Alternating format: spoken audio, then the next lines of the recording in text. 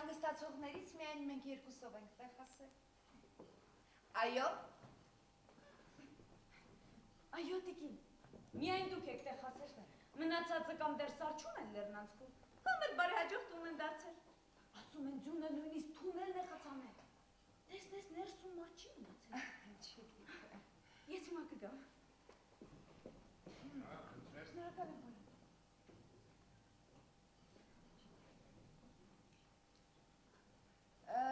Ճանապարհին զգում էի, որ ձնաբուք է սկսվելու։ Ավելի ճիշտ զգում էի, որ սկսվելու է ինչ-որ մի բան, ինչ-որ մի երևույթ։ Դուք ինչու չեք նստում, պարոն։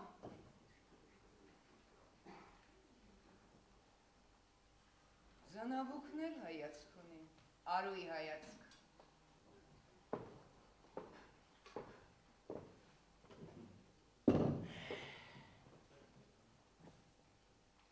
Ինչ է, էքի հայացքով ձնաբուք չի լինում։ Եթե ձնաբուկը էքի հայացք ունենար, դուք վաղուց դուրս կթռչեիք մեքենայից, կխրվեիք ձյան մեջ և հավանաբար կսարչեիք։ Գոնե այդ կետ բարվելու ցանկություն կունենայիք, ցանկությունն էլ չի ծերանում։ Տեկե, ես ոչ էքի և ոչ էլ Արուի հայացք չեմ զգացել։ Եղանակի տեսությունն էլ ձնաբուկ չէր կանխատեսել։ Եղանակի տեսություն։ Այո։ Եղանակի տեսություն։ Պարոն, եղանակ ուշակող սարքերը չափազանց անկատար են։ Նրանք գուցե և ուղեղ ունեն, բայց զուրկ են զգայարանների։ Դե լսեք, եթե չգիտեք ասեմ ձեզ, որ հենց այդ սարքերի ցուցմունքներով են թռչում ինքնաթիռները, լողումնավերը և ռազմական գործողություններն են վարվում ըստ այդ ցուցմունքների։ Իհարկե, բայց գաղտնիք չէ, որ այդ սարքերի անկատարելիության պատճառով թե ինքնաթիռներ են վայր ընկնում, թե նավեր են խորտակվում և թե բանակներ են գործանվում։ Ինքներդ ասացիք չէ, որ եղանակի տեսությունը այս կողմերում ձնաբուկ չէր կանխատեսել, ասեք խնդրել, քանի խաբված մարդ է մնացել հիմա ճանապարհին, հա։ Մեր խոհարարն ուղղակի կորցրել է գլուխը։ Չգիտե թե ինչպես է ձեր երկուսի միջև բաժանելու 100 հոգու համար նախատեսած։ Տեսնում եք, Անուշիկս ոչինչով ձեզ օգնել չեմ կարող, ես քչակեր եմ, դիմեք պարոն գնդապետին։ Ես էլ շատակեր չեմ, տիկին։ Դե եթե վստահ լինենք, որ գոնե վաղը ճաշին մնացածը տեղ կհասնեն, ապա կերակրով լիկացաները բակ դուրս կբերենք։ Բայց քիչ առաջ հայտնեցին, որ ձյունը մինչև առավոտ չի դադարելու։ Դե իսկ Լեռնանցում կուտակված ձյունը հազիվ թե 3 օրում մաքրեն։ Այդ դեպքում ինչ եք անում։ Ամեն դեպքում բակ ենք դուրս բերելու տիկին։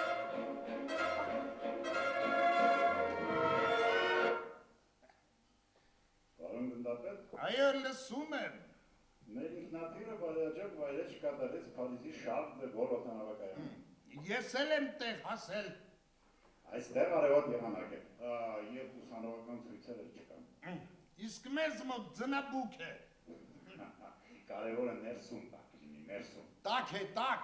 Իսկ մադամները։ Կներեք։ Լսի այդ տղա, ինչ ես ամեն անգամ հենթացնում ես Փարիզ, լկտի անում ես։ Տարօրինակ է։ Ինչը տիկին։ Տարօրինակ չէ, որ մենք նույն մեղեդին ենք ընտրել։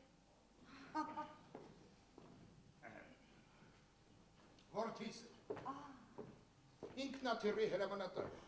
Արցախյան կռվում ուղղաթիռ էր վարում, իսկ հիմա աշխատն է ոտատակ տալիս։ Մի օր Փարիզում է, մի օր Ամստերդամում, Լոնդոնում, Լոսում։ Եվ ամեն քաղաքից ձեզ մաղթում է տափուկ մադամներ ունենալ։ Տիկին։ Ասենք դուրս բերեցիք կացանները, հապա անտանիք գազանները մռութները Ստացի դրանցը։ Ոչ տիկի, կափարիչների վրա ծանր կշռաքարեր ենք դրում։ Եվ մինչ նրանք հոտոտում են կացաներն ու կծմծում կափարիչների եզրերը, մեր խոհարարն ու պահակը իրենց թաքստոցից Բո։ Հիանալի է։ Ինչպիսի ստորություն։ Ստորություն։ Դիկի, որսորդությունը տղամարդու ամենահին արհեստն է։ Հա, կանանց ամենահին արհեստը պարսավում եք, իս տղամարդունը գովերքու։ Դե հասկացեք, եթե տղամարդը որս չաներ, կինն ինչով էր սնվելու, հա? Որս, Որս։ որս, խեղճերին գայթակղում եք, բերում կանգնեցնում պատի տակ, գնդակահարում և այս ամենը դուք կոչվում եք որս, իհարկե։ Դավիթն այդպես չեր վարվի։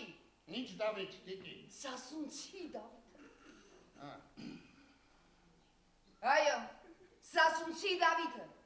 Նա վազում էր որսի հետևից, նա կռվում էր գազանի դեմ, նա գազանից խրտվիլակներ չէր սարքում։ Ձեզ դուր են գալիս հայ այս խրտվիլակները։ այո, բայց միայն կենթանի վիճակում։ Հասկացա, որ կրակ եք վրանները, դե խրտվիլակների վրա չեք կրակել։ Լսեք տիկին, դուք ինձ հետ այնպես եք խոսում, կարծես ոչնչացել են աշխարհի բոլոր տղամարդիկ, և ես միակս պիտի պատասխան տամ նրանց յուրաքանչյուր մեղքի համար։ Լսեք, ինչու խոս չեք պահում, հա? Ով է ուտում ձեր ավելցուկը։ Աշխարհում չեք գտնի մի խոհանոց, որ խոս չպահի։ Բարոն, մեր նախկին տնօրենի օրոք պահում էինք ճիշտ 100 գլուխ։ Ահա,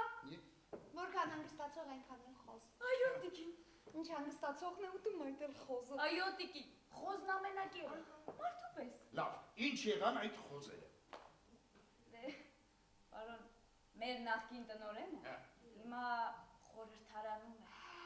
Կոտորվեցին ձեր խոզերը։ Այո, տիկին, և ոչ մեկ անգամ, ամեն տարի էլ կոտորվում են։ Մինչև խորաշուն առոք փառոք ապրում էին, հետո հանկարծ կոտորվում։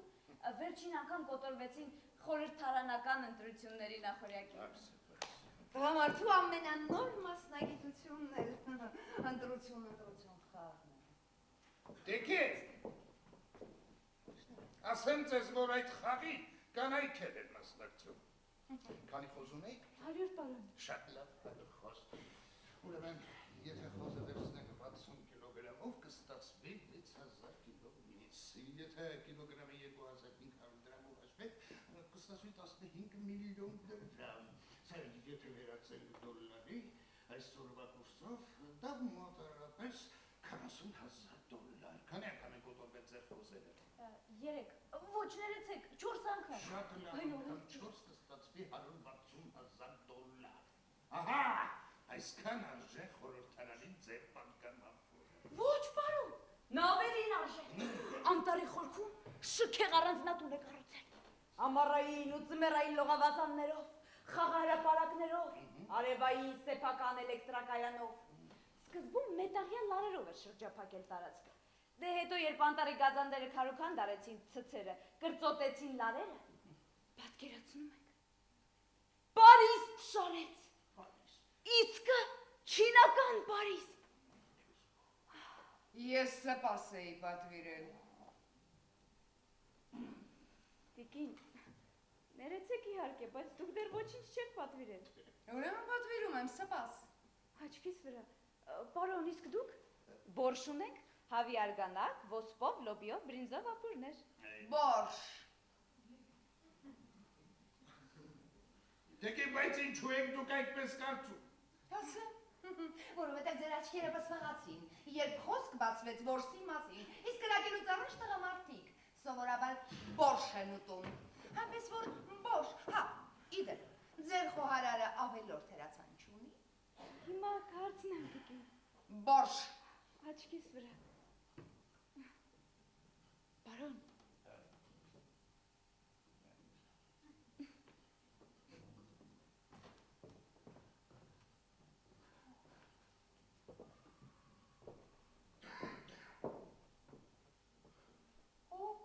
Ռազմական գործողություններ վարելուց բացի դուք նաև նկարում եք։ Միայն բադիկներ։ Զգում էի, որ միասերներից, ինչպես նա, ով միայն ծով է նկարում։ Կամ նա ով միայն անտառը նկարում, դուք էլ ահախնդրեմ, բադիկ։ Ձեր կինը հաստատ կանանց երջանիկ տեսակից է։ Ճիշտ այդպես, տիկին։ Նա չդիմացավ երջանկությանը, մեռավ։ Ներող կլինեք, չգիտեի։ Չնայած պետք է որ գլխի ընկնեի։ Այս տարիքում սովորաբար երկուսով են հանգստյան տուն այցելում։ Տիկին, ուզում եք ասել, որ ձեր ամուսինն էլ չի դիմացել երջանկությանը։ Ամուսինները, պարոն, ամուսին։ Օ, եւ քանիսը, տիկին։ Գնդապետ, եթե ես նկարելու շնորհք ունենայի, եթե ես նկարելու շնորհք ունենայի, ես ոչ միայն ծով կնկարեի անտառ կամ բադիկ, ես ամբողջը կնկարեի, ես ամբողջն եմ սիրում։ Բայց տիկին, կներեք, ամբողջությանը հասնելու ձեր այդ փնտրտուքով դուք ոչ եք կարող ամուսնանալ աշխարհի բոլոր տղամարդկանց հետ։ Գնդապետ, կարծում եք այդքան բազմատեսակ են տղամարդիկ։ Չարաչար սխալվում եք։ Տղամարդու ընդամենը երկու տեսակ գոյություն ունի, վախկոտ եւ խիզախ։ Մնացածը երկրորդական են։ Չէ, մի տեսակ էլ կա, բայց դա լիարժեք տեսակ չէ, սա այս երկուսի խառնուրդն է։ Հանգամանքների բերումով այս տեսակը կարող է լինել թե վախկոտ եւ թե խիզախ։ Շատ ինքնատիպ դասակարգում էր ասեմ ձեզ։ Այո, բայց ոչ պարզունակ, ինչպես կարող է թվալ առաջին հայացքից։ Վախը, գնդապետ, բնական զգացում է։ Ծնված օրվանից մարդը վախենում է ձայնից, ձնաբկից, երկրաշարժից, ջրհեղեղից եւ իբրև թե սրանք քիչ են։ Մորկաթի հետ էլ նրան սնում են սարսափելի պատմություններով։ Եվ ի վերջո մարդու կյանքը վերածվում է անվերջ պայքարի, այս բնական եւ արհեստական վախերի դեմ։ Ով չի հաղթահարում վախը, մնում է վախկոտ։ Ով հաղթահարում է, դառնում է խիզախ։ Դրա համար է վախկոտները շատ են, իսկ խիզախները քիչ։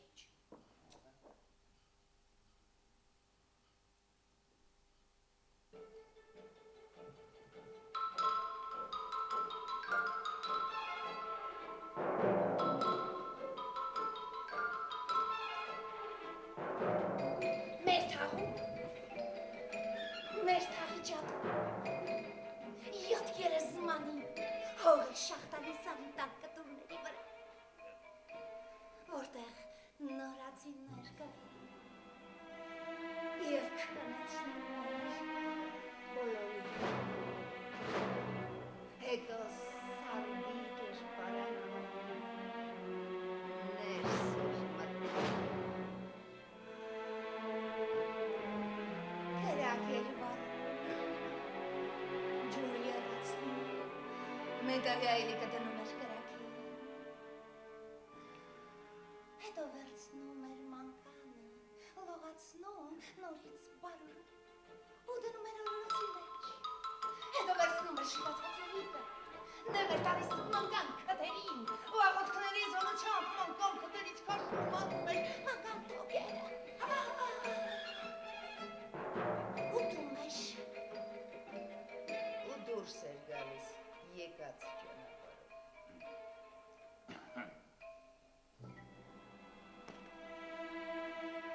Ձեզ ո՞տ եք զգում։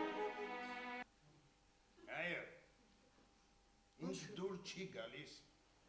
մանկան թոքի խորովածը։ Ինչու՞։ Միթե ձեր մանկությունը անցել է առանց ջադուների, հա? Ձեզ չէին վախեցնում մեշոտ պապիներով, ցախավել հեծած պարավներով։ Վախեցնում էին, բայց ես նրանց սպանում եմ։ Բոլորին սպանեցիք։ Բանից պարզվեց, տիկին, որ նրանք չեն սպանվում։ Սուտմերը ուկերից է բանում թակ տվում։ Նրանք հիմա մտել են մարդկանց ներսը։ Առանձին կյանքով չեն ապրում։ Մեր ու նրանց աշխարհները խառնվել են իրար։ Մեկի հետ կարող են ժամերով խոսել ու այդպես էլ գլխի չընկնել, որ ջադու է։ Դուք ինձ նկատի ունեք, գնդապետ։ Երբ դուք նկարում էիք ձեր այս բադիկը, ես զգացի, թե ինչպես եք իմ հանդեպ տածած ձեր զզվանքը փորձում արտահայտել բադիկի միջոցով։ Ես հասկանում եմ ձեզ, գնդապետ, ձեր բոլոր սպասելիքները մնացին խցանված թունելում։ Եվ հիմա դուք գոնե 1-2 օր դատապարտված եք ինձ հետ ճաշելու, ընթրելու, զբոսնելու, փախչելու տեղ էլ չունեք։ Լեռնանցն այդ կողմից էլ է փակ։ Անցյալ կյանքում գնդապետ դուք ձեր ուսադիրները գրավ կդնեիք օպերային թատրոն մտնելու ու ինձ ունկնդրելու համար։ Տիկին, դուք օպերայի երգչուհի եք։ Անցյալ կյանքում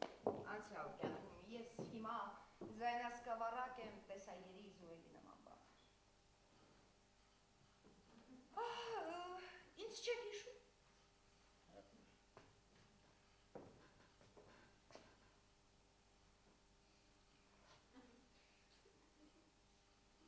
Կներեք, տիկին, բայց ես ընդամենը մի անգամ եմ եղել օպերայի թատրոնում, մեկ և վերջին անգամ, որովհետև թե բեմում էր կեղծ կյանք և թե դահլիճում։ Ներեցեք, դահլիճում հասկանալի է, որ կեղծ էր, իսկ բեմում ինչու։ Բացատրեմ, տիկին, լսեք, երբ խուլու համրերը մեկ-մեկու հետ խոսելու պահանջից մատնալեզու են հորինում, ես դա հասկանում եմ բնական, բայց երբ ունես լեզու, ականջ, հազարավոր խոսքեր կան, որոնց միջոցով կարող ես ցանկացած միտք արտահայտել, չեմ հասկանում, ինչ իմաստ ունի երգելով խոսել։ Չէ, ես դեմ չեմ երգելու, ես դեմ եմ երգելով խոսելու։ Եվ մի մտածեք, որ եթե զինվորական եմ, ուրեմն արվեստից գլուխ չեմ հանում։ Օպերա հավանող թե գնդապետներ եմ ճանաչել և թե գեներալ։ Նրանք հավանաբար ձեզ են հավանել։ Գեներալներից մեկը, որ իդեպ իմ երկրորդ ամուսինը դարձավ։ Անգիր հիշում էր բոլոր այն օպերաները, որտեղ ես մեներքում էի։ Խրպոտ ձայնով երկիչներին էր փոխարինում, իսկ սուլելով նվագախմբի։ Մի օր ներկայացումից հետո հյուրանոցի իմ համարում պարոն ինձ էր իր հետ սեղանի վրա բարձրացրեց և ստիպեց երգել ողջ օպերան։ Գնդապետ, մենք Կարմեն էինք երգում և շամպայն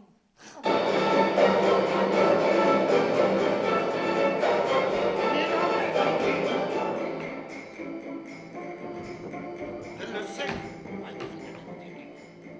ինչ եք անում, հանդես տիկին, խնդրում եմ ձեզ, տիկին կնդնեք, տիկին, վերջացրեք տիկին, Փառահեղ ներկայացում էր, ափսոս հանդիսատես չկա։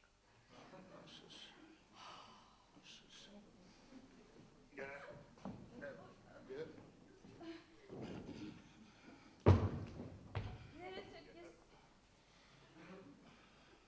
պարոն խոհարարն ասաց, որ ձեզ սիրով թե հրացան կդրամադրի և թե օղի կհյուրասիրի, առանց օղու ասաց հնարավոր չէ սառնամանիք ես պատվան։ Օղին ես ինքս կվիրասիրեմ։ Տիկին, իսկ ձեզ խոստացավ աղվեսի որդին նվիրել, դե եթե իհարկե աղվես նույնպես մոտենակ ացաներին։ Ժամանակին ինձ ցլի գլխից թռցրած ժապավեններ էին նվիրում, իսկ հիմա խնդրեմ, նենգորեն սպանված աղվեսի մորթի։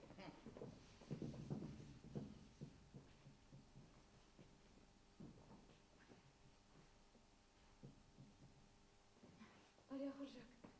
Խնդրեմ։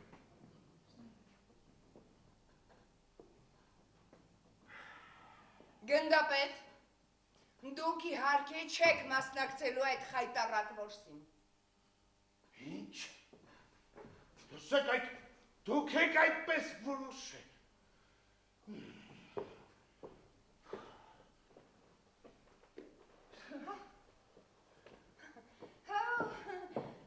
Ձեր բատիկը նկարելիս դուք հաստատ ինձ եք բնորդ ընտրել։ Ես միացել եմ տիկին։ Իմ միակ բնորդը իմ հանգուցյալ կինն։ Դուք պարզապես հիշեցնում եք նրան։ Նա էլ որոշումներ կայացնելիս հաշվի չէր առնում իմ կարծիքով։ Ինչպիսի աննրբանախտություն։ Տիկին առանց համաձայնեցնելու կինոյի տոմս էր գնում, ստիպում էր ինձ գնալ ու դիտել այդ արդյունքաբեր ֆիլմերը։ Ժամապահի պես հսկում էր, որ ես չքնեմ, չխարանփացնեմ այդ մութ ու քնեցնող դահլիճում։ Ինչպիսի դաշնություն։ Տիկին, առանց անհրաժեշտության բժիշկ է հրավիրում, ստուգելու թոքերը, սրտից աշխատանքը։ Հազարումի դեղաբույսերի թուրմեր լցնում ստամոքսս։ Շաբաթը մեկ մի նոր փող կապ եք դնում ինձ համար։ Շատ լավ իմանալով, որ ես քաղաքացիական ակուստ չեմ սիրում։ Հա, գնդապետ, բայց ձեզ կսազի քաղաքացիական ակուստը, զոլավոր կոստյում և լայն լեզվակով զոլավոր փողկապ։ Լսեք տիկին, հեռավոր ազգականներ էր հայտնաբերում, հրավիրում հյուրասիրության։ Մեկին տան դաշնամուրներ նվիրում, մյուսին հեռուստացույց է, երրորդին խոհանոցի կահույց է։ Ինչպիսի շռայլություն։ Առանց համաձայնության, առանց պայմանավորվելու հասկանում եք, չէ, իմ բողոքը այդ թալաս փուլուսի համար չէ, խնդրում եմ իշ ճիշտ հասկացեք։ Հասկանում եմ։ Մի օր էլ տիկին լսեք, երկտում երկա, անմիջապես նկատեցի այն դատարկությունը, որ առավոտյան զբաղեցնում էր իմ բազմոցը, իմ սիրելի բացովի բազմոցը, որի մեջ հանգիստ տեղավորվելով զգում էի, թե ինչպես էր հաղթում ինձ նինջը։ Նույնիսկ այն պահերին, երբ հեռուստատեսության ցուցադրում էին Արցախյան պատերազմի դրվագները։ Ես երևի տիկին առաջին անգամ ամբոստացա։ Ուր է բազմոցս, ասացի, առավոտյան իր տեղում էր։ Իսկ նա թե Սաշիկի որդին ամուսնացել է, վարձով տանն է ապրում, կահկարասի չունի։ Ինձ Սաշիկ պայթեցի ես, Սաշիկ տովել, ես Սաշիկ մաշիկ չգիտեմ, չեմ ճանաչում։ Երբ մենք ամուսնանում էինք, ասացի տիկին, 5000 կիլոմետր շարավիղով տարածքում ոչ մի Սաշիկ չկար։ Եվ ոչ միայն Սաշիկը տիկին, բոլորային հորաքույր քերիները, զավակները, նրանց թոռները հայտնվեցին ճիշտ այնպես անսպասելի ինչպես մետաղի փշրանքներն ավազի միջից բարձրանում են, ձգվում են դեպի մագնիսը։ Չէ, այսինքն նրանք կան, գոյություն ունեն, բայց մագնիսը պետք որ հայտնաբերվեն։ Եվ գիտեք ինչ պատասխանեց հանգուցյալը։ Ինչ։ Ասաց, երբ մենք ամուսնանում էինք, հայերը հաշտ ու համերաշտ ապրում էին ադրբեջանցիների հետ։ Ադրբեջանցիք Հայաստանում, հայերը Ադրբեջանում։ Սաշիկն ասաց, Գանձակոն երկհատանի առանձնատուն ուներ, նրան մեծ այգի, կռիվ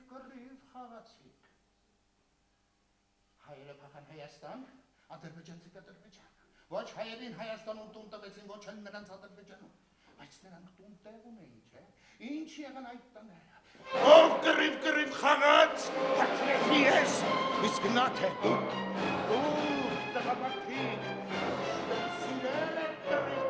խաղալ, մանկությունից դարձել երազանքն է եղել, իրար կռիվ խաղալ, դա է ձեր միակ երազանքը մի խոսքով տիկին։ Իմ միակ բնորդը իմ հանգուցյալ կինն է, ոչ թե դուք։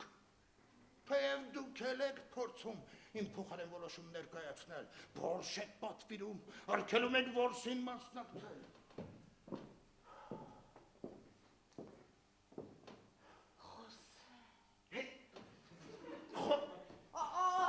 Գնդապետ, դուք կարող էիք սպաս պատվիրել կամ մեկ այլաբուր ինչու համաձայնվեցիք հենց բորշ ուտել։ Ես սիրում եմ բորշ։ Ուրեմն ես չեմ անտեսել ձեր կարծիքը։ Իսկ դուք որտեղից գիտեիք, որ ես բորշ եմ սիրում։ Զգում էի։ Զգում էի, դուք անվերջ զգում եք։ Դուք ինձ նկատի ունեք, թե ձեր հանգուցյալ կնոջը։ Եվ ձեզ, եւ նրան, եւ ձեր ողջ ցեղին։ Այո,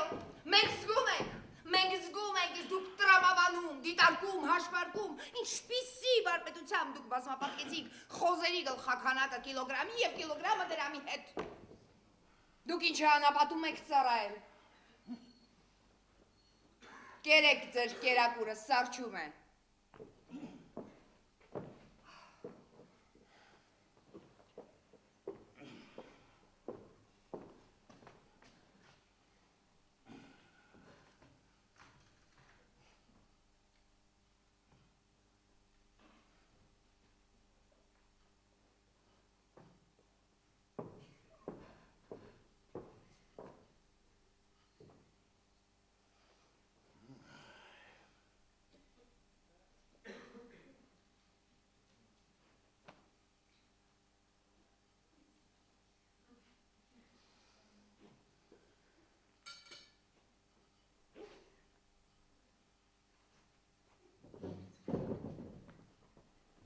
Ընկեր,